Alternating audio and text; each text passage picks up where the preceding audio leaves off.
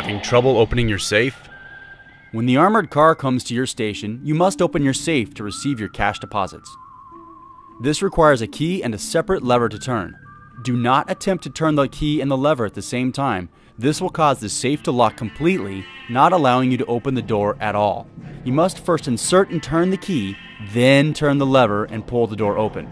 Do not turn them at the same time. Don't lock yourself out of the safe, and remember these simple steps.